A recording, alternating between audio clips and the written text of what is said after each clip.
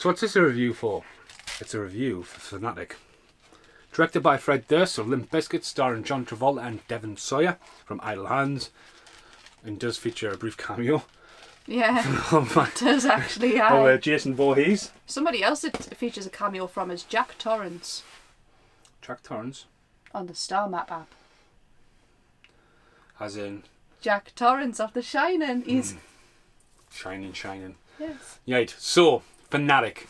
We've seen a trailer for this in New Zealand, and our friend Ryan Wilkinson, he had mentioned it when I was talking to him. So, but it was nowhere. Brit looked everywhere for this, and it all of a sudden just popped out on DVD at work, and then it popped on Sky.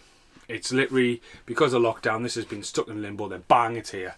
So this gets horrible ratings online, and each to their own. At the end of the day, I think John Travolta, who is Moose. He's went all out. Fred Durst, it's offbeat, it's different, and I think that works for the film. Devon Sawyer, although he's been cast as the guy who gets stalked, which is a flip on him playing Stan in the Eminem video. Yeah. But Devon Sawyer's an amazing actor. I just think he done some amazing stuff and then had a few blips and now just pops up and stuff randomly. But I think he's done a really good job of this. It's very guerrilla filmed in my opinion around the Sunset Strip of Hollywood.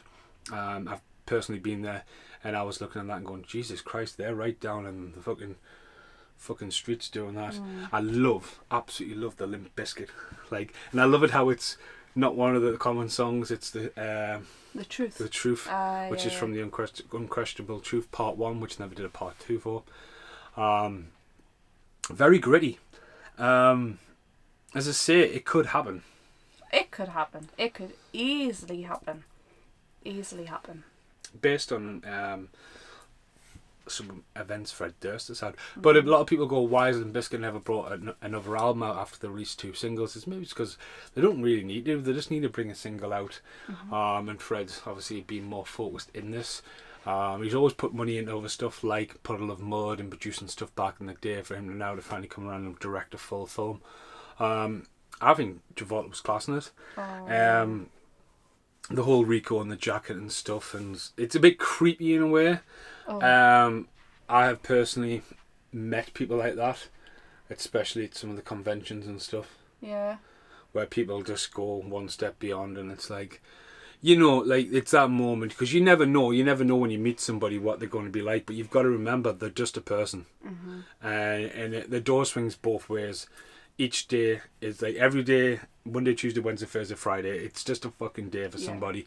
And again, it's that whole, he's in the film, he's got that whole like, I've got to be there, got to be the jacket, got to be the jacket, got to be the jacket, got to be the jacket.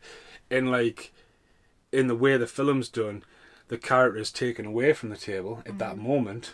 Yeah. For a personal reason. And it's the Moose character that oversteps the line. Is he going to sign?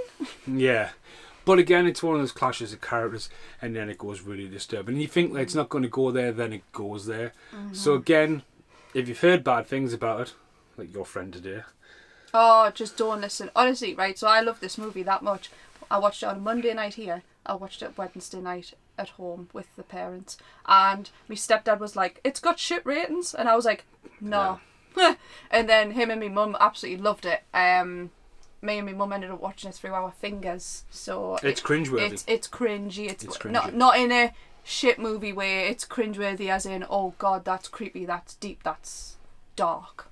It could happen, but you know what? Like, my mum actually felt sorry for John Travolta because he went from really harmless. He's just a fan. He just wants an autograph for his autograph collection. But yeah. Oh. Seeing the outtakes. Right, here on the outtakes, a new kind of thing is to talk mainly spoilers of the film, so check the film out. There's other films like this, like the film The Fan, like Paparazzi. I think this film just goes a bit more creepier. I think the ending, again, I know that they've went for like, oh, it can't happen to there, Moose is still on the loose, that could be the sequel. The thing, they're like leaving the ambience there, like, oh, fuck off, no way he's going to go down for the murder of the fucking housemaid. And why is the fucking gardener pointing. Like, fucking hell, man, she's been dead for days. But the more I thought about it, when the second time I watched this, the more I thought about it, I thought, because I watched it when he first breaks into the house, he touches everything. And when I was thinking, hang on a minute, because when all this whole story comes out, it's going to come out that he has actually been in the house. And I thought, he won't go down for that. No. But, you know. It's one of those things where it leaves you it leaves you talking a lot. That's one of the things that a lot of people now go, the ending was shit. You didn't get that closure you needed. Yeah. But again, like, you wouldn't. I mean, the press would just blow that out of proportion. Because, well, the film we've just reviewed, we got wonderful closure off that one, didn't we? Brigsby Bear. Whereas this one was, yeah, but still I mean, at the end of the day, it could be a sequel, and you could go down the road of him fighting the court case and trying to do it in the Moose character, because, like, the Moose is loose, really. Yeah. But I think John Travolta was great in it. Oh, God, yeah. Again, there was some questionable choices, but in funky little edits and stuff like that, there was definitely some unorthodox stuff in it. The illustrations between each section yeah, of the exactly. movie. Illustrations. Almost, that is, to me, it's almost like Act 1, 2 and 3, like you would normally dissect the movie. But the whole order. But again, I said to you, I wonder if that's Wes. Because whoever did the artwork for the last Limp Bizkit album called Cobra, it had very similar traits.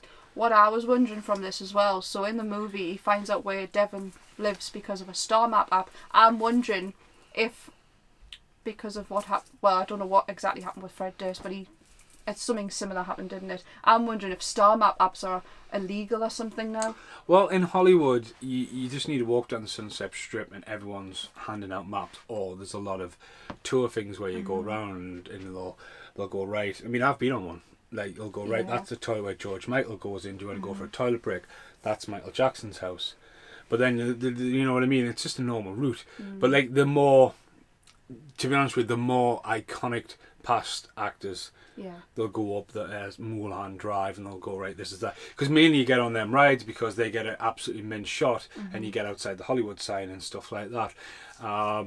But you kind of like, I've talked about this before and I was talking about it last night in the podcast. I spent a lot of time in Hollywood and I was around the Burbank area and I could have bumped into Corey Haim just like that, and that's one of my icons who died, that would do me, when I got to New Zealand. Like, Casper messages says, hey, Corey Haim's died. I was absolutely devastated. But like, that's kind of like, you would bump into the street, hey, you alright?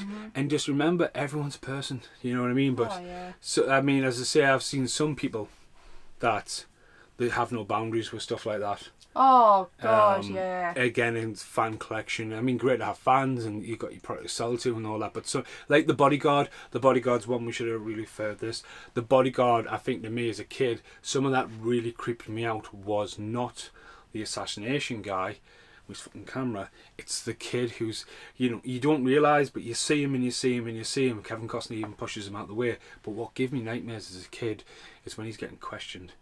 Because he gets into the house and as a kid I didn't realise what masturbating on the bed was about. Again, The Bodyguard goes that little bit deep, but when he goes, no, give me fucking nightmares. Because he had this bright fucking blonde hair.